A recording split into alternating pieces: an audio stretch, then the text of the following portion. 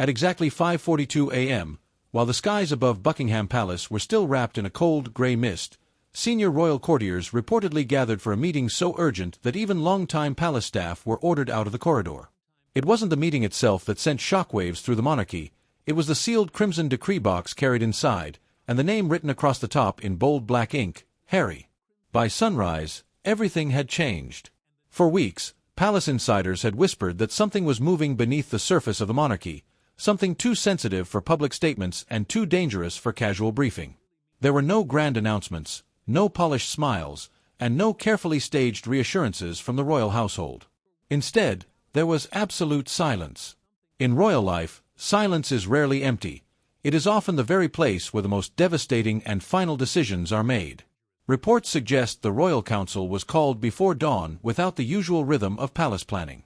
Senior aides were allegedly summoned through quiet, encrypted channels, and legal advisors arrived with documents already prepared days in advance. Princess Anne, long described by insiders as the Iron Guard of royal duty, was said to be present behind closed doors, not as a mere witness, but as a driving force. Her involvement alone reportedly told staff that this was no longer a simple family disagreement. This had officially become institutional warfare. At the center of it all was the sealed crimson decree box, allegedly tied to succession language, royal privileges, ceremonial standing, and the delicate constitutional question of who still had the right to represent the British crown. When Harry's name appeared on the agenda, palace insiders claimed the atmosphere changed instantly. Some described it as a literal chill passing through the room.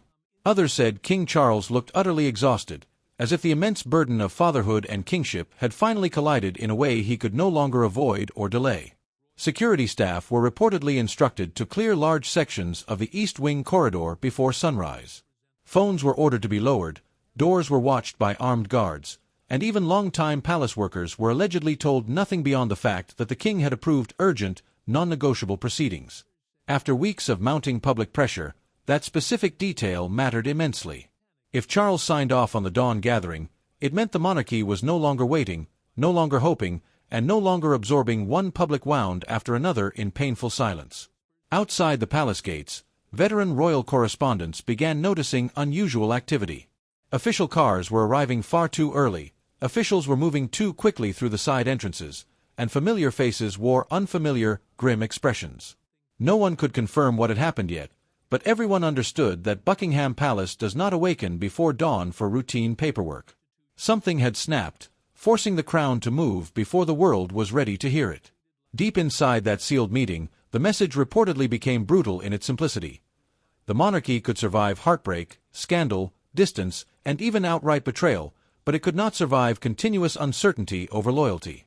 Harry's position, once fiercely protected by blood and memory, was now being weighed against the cold survival of the institution itself. The true panic inside the palace wasn't caused by the decree alone, it was caused by what Harry was allegedly preparing to do next in the public eye. Long before the public heard whispers of an urgent sunrise decree, insiders quietly claimed a confidential royal document had been circulating between palace legal offices for weeks. At first, some believed it was merely procedural, while others feared it was something far more devastating, a formal mechanism designed to permanently redefine Harry's place within the institution he once called home.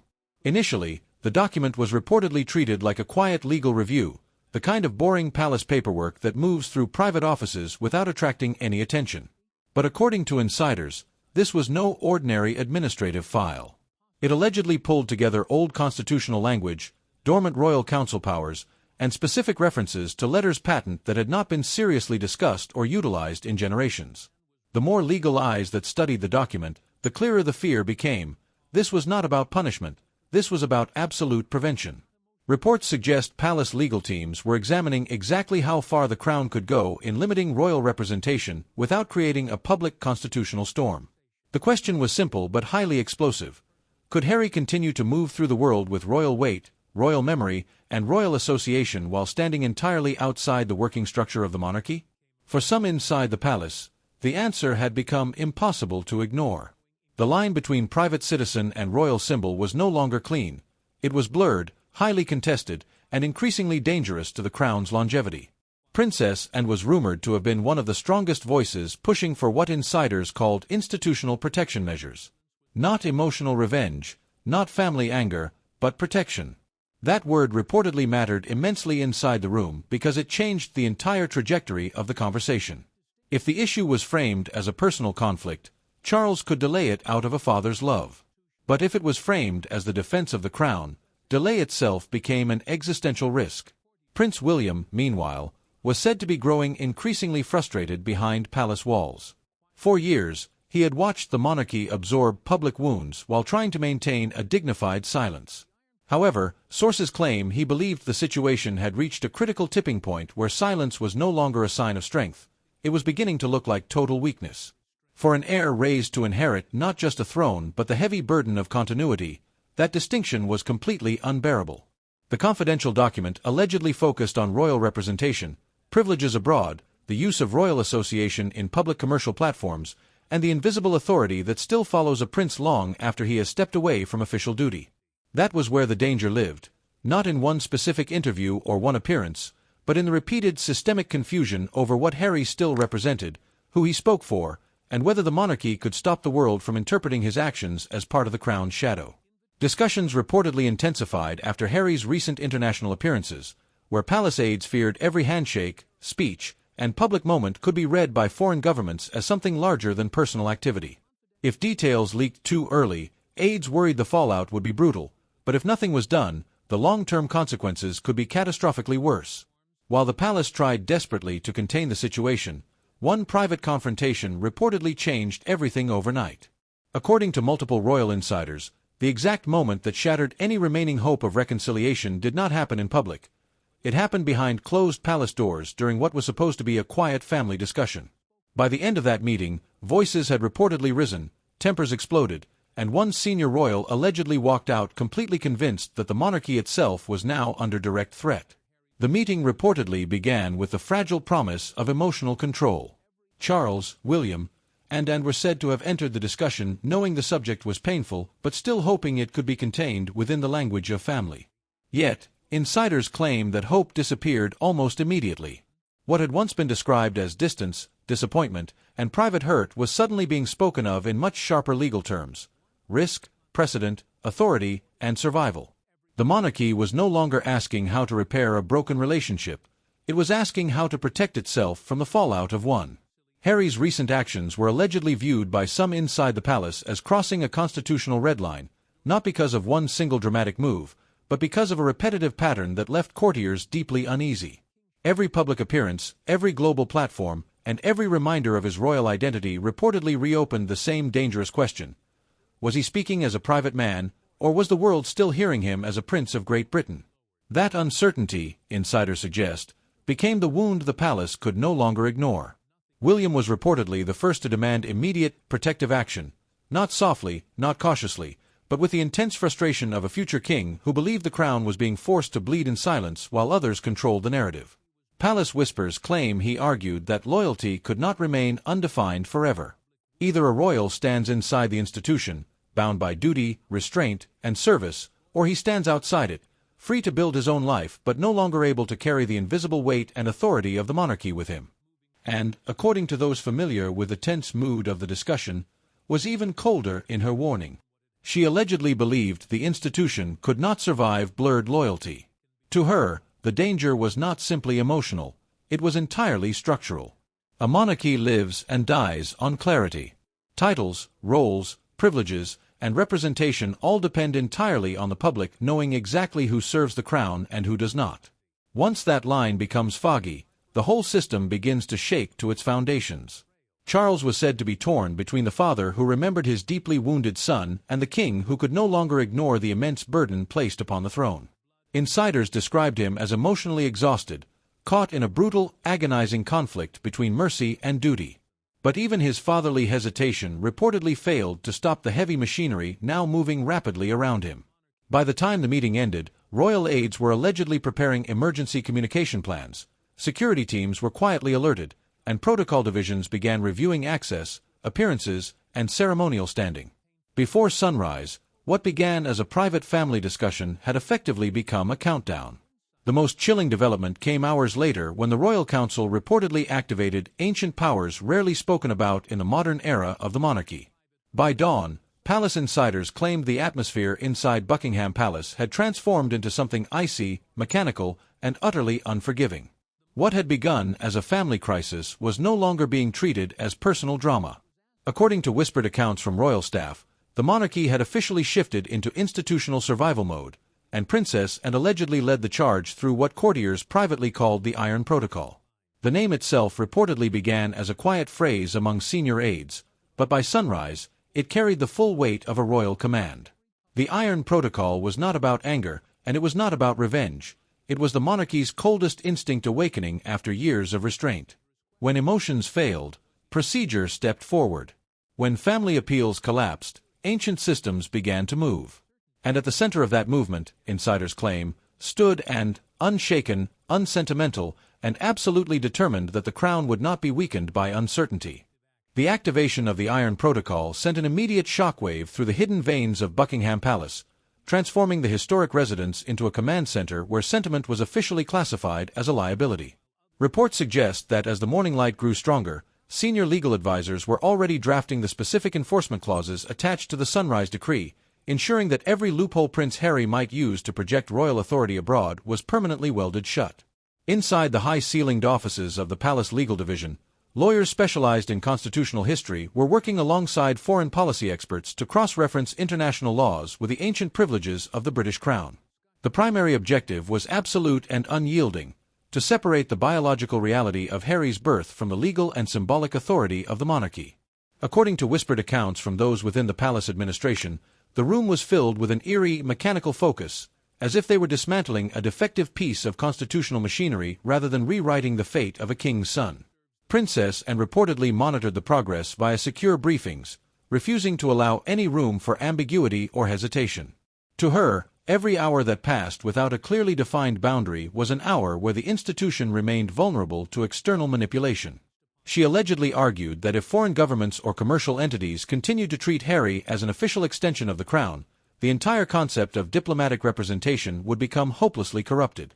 Meanwhile, behind the heavy wooden doors of the king's private apartments, the human cost of the institutional decree was taking a devastating toll on King Charles. Insiders describe the monarch as a man trapped between two entirely irreconcilable worlds: the duty of a sovereign whose historical legacy depends on the preservation of the throne, and the unyielding love of a father who still remembers the vulnerable boy who walked behind his mother's coffin. Sources claim that Charles spent the hours following the dawn meeting in absolute isolation, staring out at the mist-covered gardens of the palace, holding private letters and childhood photographs that represented a time before the crown became a battleground. Yet, despite the immense grief that visibly weighed on his shoulders, the machinery of the monarchy was no longer under his solitary control. The united front established by Prince William and Princess had effectively created a structural momentum that even the king could not easily halt. William, moving with the cold determination of an heir who recognizes that his future reign is being actively sabotaged by current instability, reportedly refused to let personal emotion delay the enforcement. He allegedly told senior aides that every piece of public drama, every commercial book release, and every televised interview had acted as a slow-draining poison on the dignity of the House of Windsor. For William, the Sunrise Decree was not an act of cruelty, it was an act of survival. He believed that if the line between service and celebrity remained blurred, the public would eventually lose faith in the very purpose of a constitutional monarchy. As the morning progressed, the practical enforcement of the Iron Protocol began to systematically alter Harry's remaining ties to the United Kingdom, moving with a quiet, devastating speed through various government and military departments. Secretarial teams were instructed to begin the delicate process of updating official royal registries and digital platforms, removing references that implied Harry still acted as a working representative of the sovereign. Military liaisons were reportedly brought into the discussion to ensure that ceremonial associations were handled with extreme legal precision, avoiding any public display that could be misinterpreted as a restoration of his official status. The unspoken strategy was to create a clean, absolute break, not through a dramatic public announcement that would invite global media scrutiny, but through the invisible, relentless turning of administrative wheels. Palace courtiers understood that a public fight would only serve to feed the global news cycle, whereas a silent, bureaucratic erasure would slowly starve the controversy of its oxygen. This disciplined silence extended to all levels of the household staff, who were explicitly warned that any unauthorized leak, any emotional commentary to the press, or any private expression of sympathy would be met with immediate dismissal.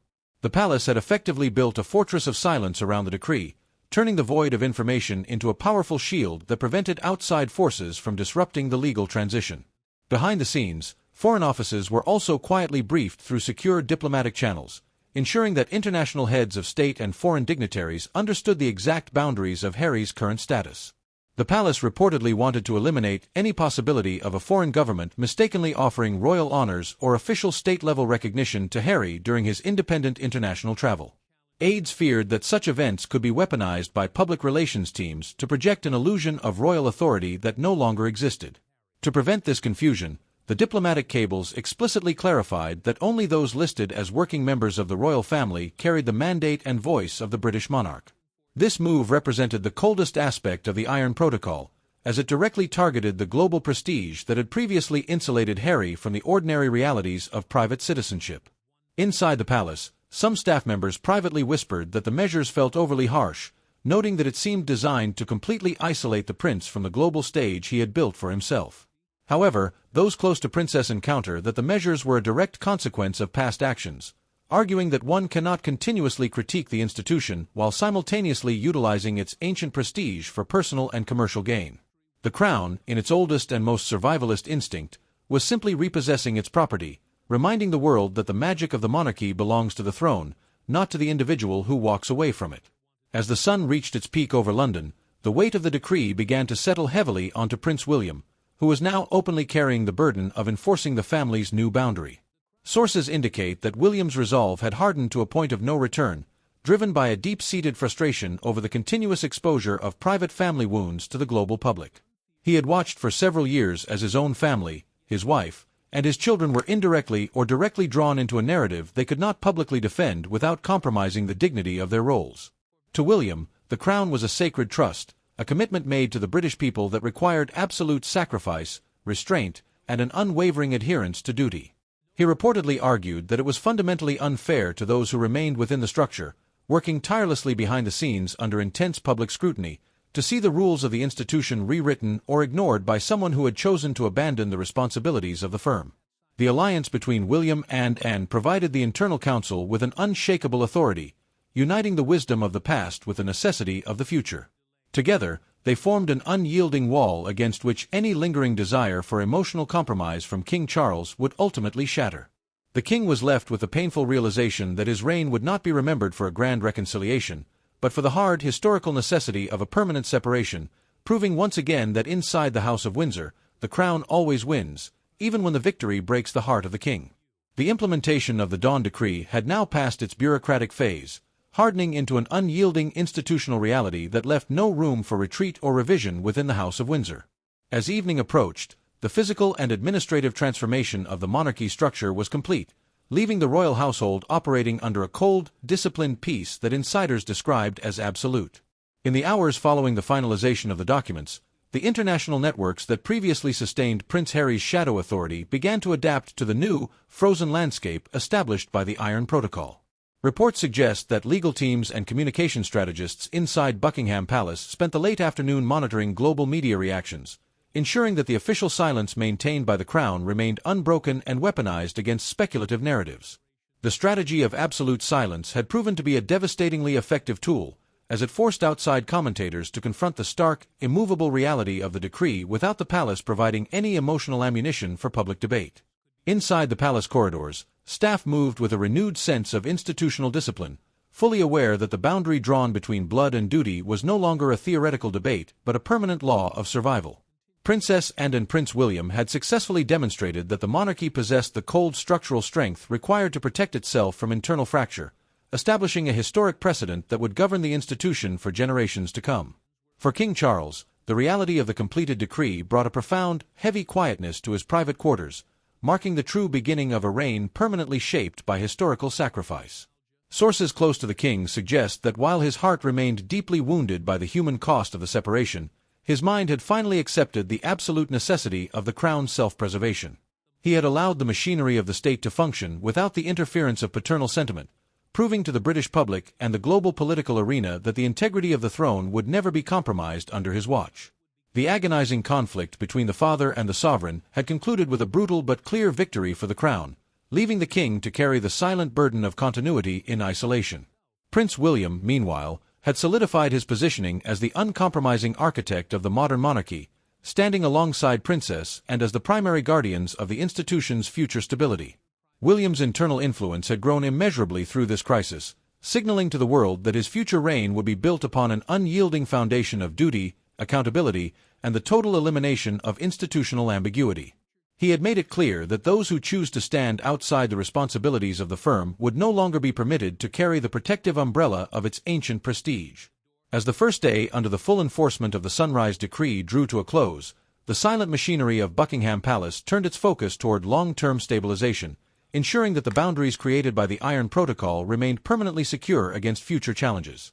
The diplomatic cables sent to foreign embassies had successfully established a clear international understanding of the Crown's new structure, effectively closing the global loopholes that had previously allowed personal activities to be misinterpreted as official royal representation. Inside the palace administration, the focus shifted from crisis management to the routine execution of ceremonial duties, moving forward with an icy precision that intentionally left no historical space for nostalgia or regret.